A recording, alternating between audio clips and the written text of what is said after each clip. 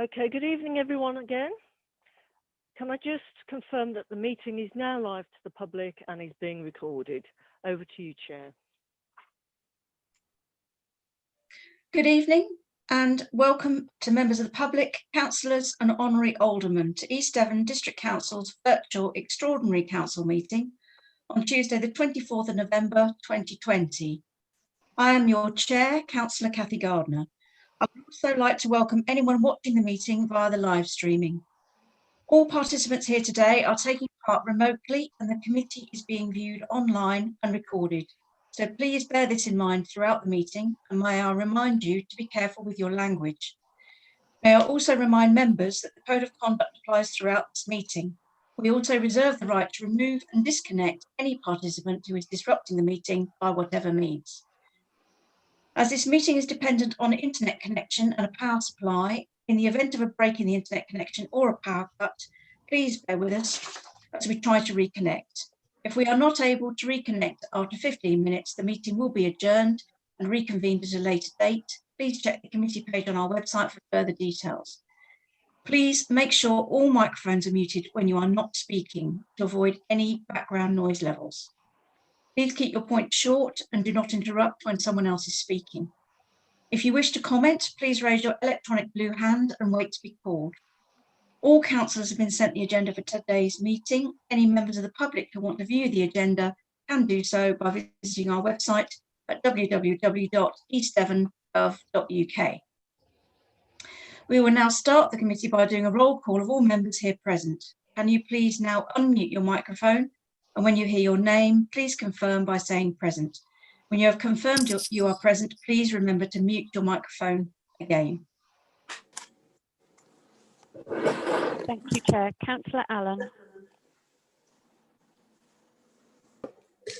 No. Councillor Armstrong. Present. Councillor Arnott. Present. Councillor Bailey. Present. Councillor Barrow. Present. Councillor Bickley. Present. Councillor Blakey. Present. Councillor Bloxham. Present. Councillor Brown. Councillor Brown? No. Councillor Cahill. Present. Councillor Chamberlain. Present. Councillor Chapman. Present. Councillor Chubb.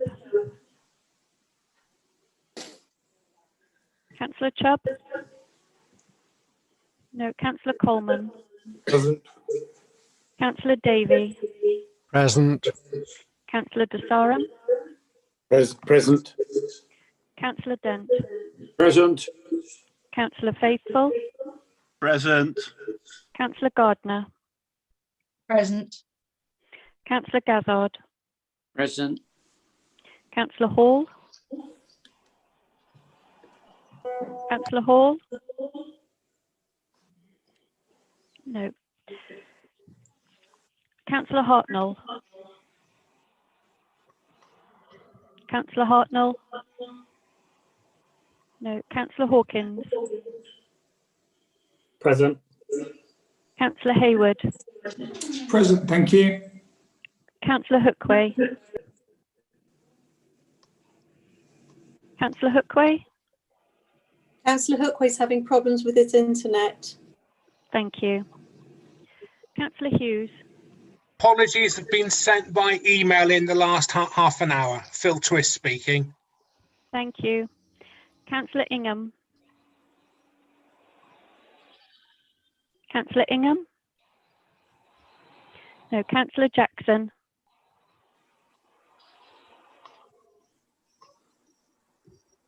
I think Councillor Jackson is in the meeting. Councillor Jackson. Present. Thank you. Councillor Jarvis. Present. Councillor Jeffrey. Present. Councillor Johns. Present. Councillor Young. Present. Councillor Key. Councillor Key. No. Councillor King. Present. Councillor Ledger. Present. Councillor Loudon. Present. Councillor Manley. Councillor Manley? No. Councillor McCollum? Councillor McCollum? No. Councillor McLaughlin? Present. Councillor Miller? Present. Councillor Moulding? Present. Councillor Parr? Present. Councillor Pepper? Councillor Pepper? No. Councillor Pook? Councillor Pook? Councillor Pratt? Councillor Pratt? No. Councillor Rickson? Present. Councillor Rowland? Present. Councillor Rylance? Present. Councillor, thank you. Councillor Skinner? Councillor Skinner?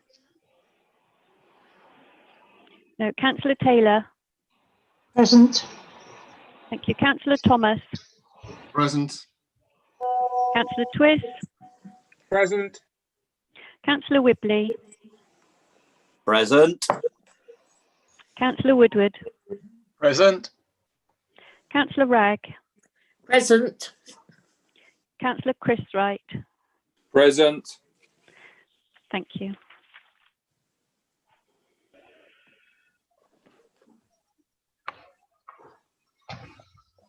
Thank you, Chair. Back to you.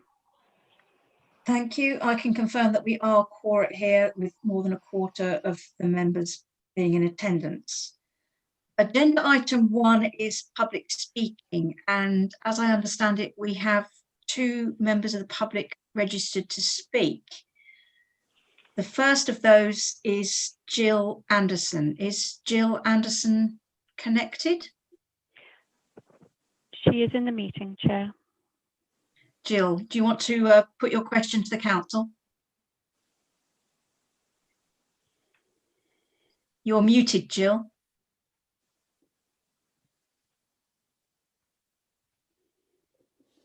I can see Jill on the screen, but still muted.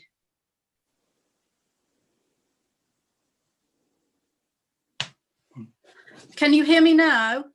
Yes, I can. Go ahead. Thank you. I'm the chairman of the Cranford Sports and Fitness Club. The economic impact of the pandemic and the resulting lockdown are becoming clear. What is also emerging is the impact on the physical, social, and emotional health and well-being on communities. We're very conscious of the role that all sports and leisure clubs have to play in addressing these issues. Our MP Simon Jupp made a speech about the importance of such clubs in Parliament yesterday. He made reference to both the LED and the Cranford and how it is vital that we're able to stay open at this time and in the future. We see ourselves as complementary to the LED, not a rival. We are an independent, not-for-profit club. We've benefited from the grants available in the first lockdown, but we're now in danger of slipping through the cracks as we've exhausted the support available so far. We're hoping that you will be able to allow us to access your discretionary support grant scheme. We have a range of quality professionally delivered services and facilities. We have a gym, 7 outdoor multi-purpose courts, indoor badminton courts, and a recently extended swimming pool. These are used by members ranging from 6 months to 90 years of age. We also support over 16 worthwhile community groups and activities. These include Help for Heroes, although wheelchair rugby is one of the most terrifying things I've ever seen. We have GP referrals for those recovering from serious and long-term health conditions, 2 Parkinson's support groups, a drama group for adults with learning disabilities, and swimming lessons for children with profound hearing loss. Like the LED, we have seen on a daily basis the difference in physical, social, and emotional well-being that sport, swimming, and fun exercise classes can offer. We also provide jobs in the local community. We employ 36 people in various roles, and we use local companies for all our maintenance and business support. Our annual turnover is over £500,000 each year, and last year we had a surplus of 3,000. Governance and leadership are provided by an expert volunteer pro bono board of directors. What we provide can best be summed up by the following feedback. One of the members said, "I have a stressful job in the care sector and I'm also the carer for my husband. I come here because this is my happy place." Help for Heroes said, "When we first came here, we hoped that 2 clients might turn up. Today we have 20 and their partners. Oh, and a support dog. This is the 30 venue seconds remaining. This is the venue all our team want to work in. We believe that the Cranford can play an important collaborative role alongside the LED and post-COVID East Devon. And we're hugely grateful for the support and help provided by our ward councillor, Bruce DeSarum, Councillor Paul Hayward, and Simon Jupp. We wish you well with your discussion. Thank you very much, Jill. I'm sure the portfolio holder will take on board your comments about the grant. I don't think there'll be anything more to add on that at the moment, but thank you for those comments. Thank you very much. The second public speaker is Paul Spearing. Paul, would you like to speak now, please? Oh, can you remember to mute your microphone, Jill, please? Thank you. Okay, shall I start? Yes, please. Good evening. I'm Paul Spearing and live in Charlestock, and I wish to speak as a private individual. I also serve on the parish council. There cannot be many people who are not aware of climate change emergency and the huge problems faced in tackling it. However, there is something that we can all do, and that is to look after trees, hedgerows and scrub. Much is said about planting new trees and some good work is being done. My village is committed to planting at least 100 new trees a year for the next 10 years. This, though, is for new planting only. But one area that is not getting sufficient attention is that of protecting existing trees and the understory beneath them. Too often I see tree canopies lifted to give access for agricultural machinery, scrub and understory are cleared for grazing, and hedgerows flailed in the belief that tidying up the countryside is good. But it is now known to be a major contribution to the extinction of many of our wildlife species. If existing trees could be tagged in hedgerows, we could establish many trees without planting so many new. How can established trees be better protected? The District Council is not taking the opportunity to put in place sufficient TPOs on individual or groups of trees. Our tree officers sometimes are unwilling to apply TPOs on time and cost grounds. EDDC's statement on the role of TPOs is, and I quote, "Tree preservation orders are used to protect trees of a high amenity value or which have significant impact on the environment."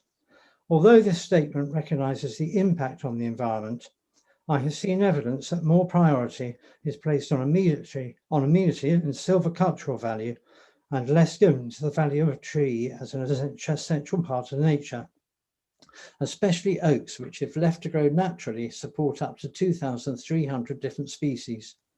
All trees are critical in ensuring that the natural balance of nature is maintained for the benefit of the environment, ecosystems and biodiversity. It is not just wildlife that depends on the tree, it is us too. A recent study has shown that it takes 540 mature trees to absorb one human being's carbon emissions for each year of that person's life. All trees are vital in promoting life on Earth. I would urge the District Council to have a more robust policy on tree and scrub protection. There should be proper recognition that protecting trees, understorage and hedgerows is no longer an option, but a serious and pressing priority. 30 seconds remaining. In conclusion, I have a question for Council. What more will you do to conserve our existing trees, be it on agricultural, public or privately owned land? Thank you very much for listening. Thank you, Paul. It's a subject I know that it's close to many of our hearts, but how much we can do as a district council to protect trees and scrub is really difficult to know. But I'm sure our members will take that on board. Thank you. Thank you. Agenda item 2 is apologies. What apologies have been received, please? Thank you, Chair. We have apologies from Councillor Bond, Councillor Howe, Councillor Hughes, Councillor Ranger and Councillor Tom Wright and Honorary Alderman Sarah Randall Johnson. Thank you, Sarah. Agenda item 3, declarations of interest. Are there any declarations of interest? If anyone has one, please raise your blue hand. Please remember to unmute yourselves and advise of the type of interest and the reason. Sarah, I'll hand over to you. Thank you, Chair. I have blue hands up from Councillor Arnott.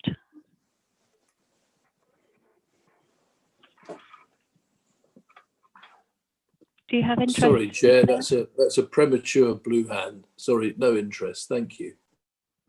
Thank you. Councillor Moulding. Thank you, Chair. I am President of Cloakham Lawn Sports Centre, which has been in discussion with LED Leisure over the delivery of sport in Axminster. Thank you. Thank you. Councillor Miller. Thank you. I am a fully paid up member of Leisure East Devon, so I thought it was important to declare that. Thank you. Thank you. Councillor Dent. I'm a fully paid up member of Leisure East Devon. Thank you. Councillor Woodward. Likewise with Councillor Dent, we often share the bicycle together, well, not together, but near, next to each other as members of LED. Thank you. Thank you. Councillor Bickley. Thank you. My son is a member, so I pay for him. Just want to let you know. Thank you. Thank you. Councillor Barrow. I'm also a member of LED. Thank you. Are there any other declarations of interest? Yes, can I come back in, Chair? I also am a fully paid up member of LED. Councillor Arnott, thank you. Thank you. No more blue hands raised, Chair. Thank you. Agenda item 4, to consider the recommendations to Council from Cabinet at the meeting on the 11th of November in relation to the report Additional LED Financial Support as a result of the COVID-19 pandemic and proposals for a new LED Monitoring Committee arrangement, pages 3 to 8 of the agenda. On the 11th of November, an urgent meeting of Cabinet was held to discuss various options to ensure that LED remained a viable leisure provider and were able to manage the financial impacts of the pandemic and continue to provide leisure activities which would contribute to the health and wellbeing ambitions of the Council and serve local communities. The minutes containing the recommendations for members to consider tonight at minute 248 are attached to the agenda. I do have the recommendations in front of me, but I'm not proposing to read them out because you all have them available in your agenda papers. So we will now open up the meeting for discussion and comments before moving to a vote. If members wish to speak, please indicate by raising your blue hand. And please remember to mute your microphone after you've finished speaking. First of all, I'll call on the leader, Councillor Paul Arnott. Thank you very much, Chair. And I'd just like to thank you for agreeing to this meeting at such short notice and to all members for attending as well. I'm pretty sure that everybody who's here tonight would also have attended Cabinet and heard all of the debate then. So really all I'd wish to do at this stage is come back in later if anybody wants any clarification or anything that I might be able to offer. But otherwise, just present these minutes to you, Chair, for recommendation 1 to 5 on pages 3 and 4 of the agenda. Thank you. Thank you. I see Councillor Brewster Saran, please. Good evening. Good evening. Thank you, Chair. I would say that when Cabinet met on the 11th of November to consider this issue on its agenda, it was clear from the supporting evidence brought forward that LED was in need of financial support, as is suggested in paras 1.1 and 1.2 of the report. As it says, there is consensus within leisure operators that revenues will range from 40 to 80% of previous levels over the coming months, with most operators forecasting that this reduction will last until at least December 2021, and that revenues may not reach pre-COVID levels for the foreseeable future. Therefore, Cabinet had to make its decisions based on two things. Firstly, LED's potential finances to the end of March 2021, and secondly, the public health benefits that LED provides. Looking at these two issues, I'd like to suggest that, as we've heard tonight, there are other sports organisations, such as the Cranford Club in Littleham, which perform a very similar but complementary role to that of LED. So I'd like to ask if Council tonight can consider using the discretionary funding scheme to assist gyms and independent centres like the Cranford Club, as many of these organisations provide a safe environment for those who are most disadvantaged in our community, as well as the resulting public health and wellbeing benefits. Now, turning to the finances of LED, it is clear to me that the most important recommendation to consider tonight is the role and effectiveness of the LED monitoring forum, as it says in point 1. Details of individual site facility costs to be considered by the LED monitoring forum to determine if changes to service provision should be introduced to reduce this sum, with recommendations back to Cabinet Council. Therefore, I would suggest that if we endorse the recommendation to pay the additional subsidy to the LED of the 732,275, we are clear as a council about the effective monitoring of this subsidy, so that, as the Cabinet minute states, this results in a sustainable long-term growth for the benefit of both the LED and our residents. Thank you, Madam Chair. Thank you. Councillor Jack Rowland, please.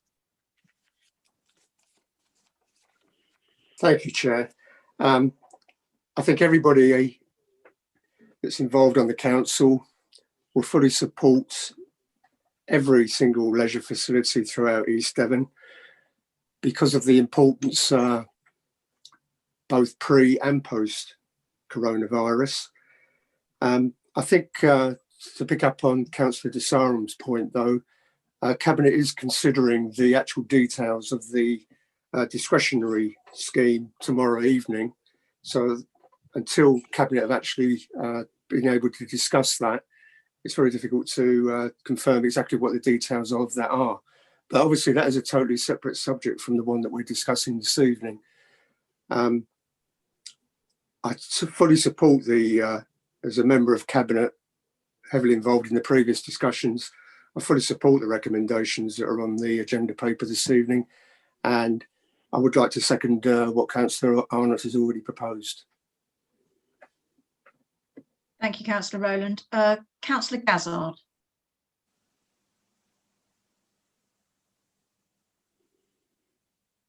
Thank you, Chair. I have to say that I support what Councillor Bruce de Sarum has said. The problem that we have is that we are talking about subsidising LED when we all know that there are lots of other independent leisure centres and gyms out there. So I just really, I mean, I haven't made my mind up, I'm going to vote on this. I just think there's got to be a level playing field to take into consideration the effect that the coronavirus has had on all the other leisure facilities that are around East Devon. And I think we do need either an assurance from the council that everybody is going to be treated the same, or we must insist with our MPs that there's got to be more money coming forward to support these leisure centres, which has been said is that they provide a fantastic facility. Thank you. Thank you. Councillor Jarvis. I support this completely, and I am taking into consideration what Councillor de Sarum and Councillor Gazzard have said, but this evening we are discussing the LED. Unfortunately, the word leisure can sometimes come across as not as strong as it needs to be. The individuals who take part in this are doing it for physical health, but they're also doing it for their own mental well-being. Maybe that wasn't so clear in the past, but under COVID and what's been going on we're nearing a year, mental health needs to be taken into consideration. So yes, I support this completely, and I do support what the other members have said, and we need to look at that at a different date. But this evening we are discussing the LED, and I fully support Councillor Arnott and everyone else's recommendations. Thank you. Councillor Loudon. Thank you, Chair. Councillor Gazzard is absolutely correct. There is not a level playing field when it comes to financial support that's available during COVID for all leisure providers. Hence, that's why we included recommendation 4 within the recommendations in front of you, where we highlighted the fact that LED hadn't been able to access discretionary grants, whereas others, as one of the members of the public said tonight, their particular club had been able to access discretionary funds already. So therefore, there isn't a level playing field. We have a particular issue, a particular problem for LED and their provision of services right across the whole of East Devon, not just locally in one or two particular areas, which is, I think, the reason why as Cabinet we have taken this very dramatic step to put a large amount of money towards LED. And that's why we also wanted to ensure that we had the support of our local MPs in a non-partisan way to help us get the message across to ministers to support organisations like LED, who thus far haven't had the support from government. And that's why we're having to dig very deep into our coffers to support them and to support the continuing provision of leisure facilities for our residents. So I absolutely support what we as Cabinet have already recommended. Thank you, Chair. Thank you. Councillor Whibley. Hi there. Yeah, actually, Councillor Loudon has pretty much covered what I was going to say in that LED is a very specific case, and the way that it's funded meant that it couldn't access the funds that were offered from central government. The other point I'd like to make is that I really wasn't sure about this because I could see this being a situation that didn't have an end point, where funding would be asked for, more funding would be asked for, and there would come a point where, is that sustainable?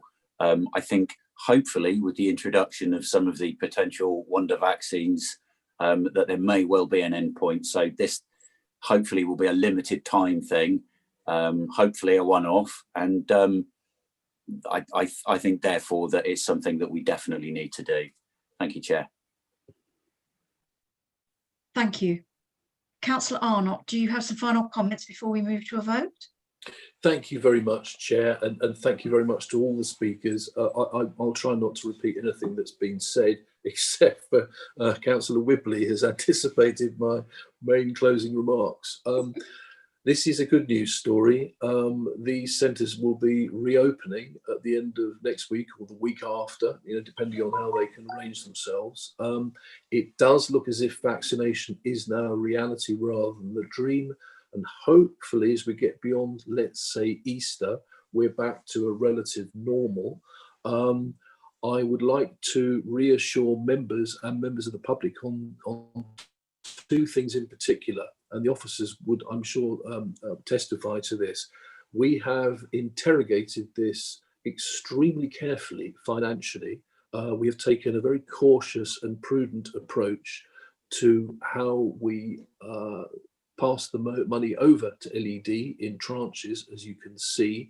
We've also been very careful to set up the LED monitoring forum, and we have had another meeting, in fact, this morning to discuss how that may be able to seek independent advice so that we are absolutely clear as a council and for members how we go forward from here. I think addressing the other issue, and I didn't want really to get into anything political tonight, but, in a way, the Conservative Party giveth and yet it taketh away. It hath taketh away the money. It's because LED is an independent charitable incorporated organisation which has not been yet recognised properly by central government as being eligible for direct funding. There is a fund we hear being set up, but we still haven't got access to the application forms. And because they, for some reason, arbitrary reason, decided there was a distinction between leisure and sport, and as Councillor Jarvis has absolutely crucially said, Health and well-being is what this is about, between communities where this is delivered or provided by an in-house organisation or delivered by something external, not a level playing field at all. This is why we're here tonight, and we were at Cabinet last week, and we have been agonising about this all summer. And I applaud LED's efforts to keep going and to hack on, and I would like to thank our officers who have really tried to drill down into the finances of this. So when it comes, as Councillor Rowland has rightly said, I'm sure there's a huge amount of sympathy to other sports organisations that are like us, that are effectively actually excluded from straightforward government help at this time. I'm aware that Mr. Jupp, as the local MP, which is an extraordinary and refreshing change compared to his indolent predecessor, has actually, I think, name-checked the Cranford Sports Club in Parliament, and good for him. But as Councillor Rowland has said, we can't do anything about this yet because we're not deciding about the discretionary funds until tomorrow. But obviously, there'll be sympathy. We have to be clear with you. There are many other sports clubs in East Devon in exactly this position. Anyway, thank you for that, Chair. My proposal stands, and thank you very much. I can see Councillor Ragg has a hand up, but I think unless you've got something different to add, Eileen, I'd propose moving to the vote. Well, yeah, but I would like to add something.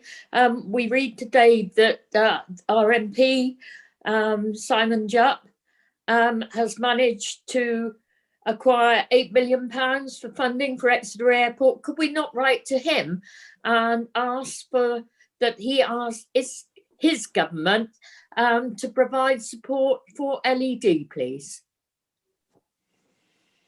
Thank you, Councillor Ragg. Very good point. Okay, I think we've heard all the comments and speakers on this subject. So I'd now like to call for a vote on the recommendations. Henry, can you please confirm the recommendations for us? Yes, Chair. So they are as printed on page 5 of the agenda. Do you want me to read them out? I don't think we need to do that. It would take quite a while. Okay, so we're going to go to voting. Members, please, using either the green yes or red no buttons at the bottom of your participants list. Can you please all vote now? For the benefit of the people watching online, the vote is taking place.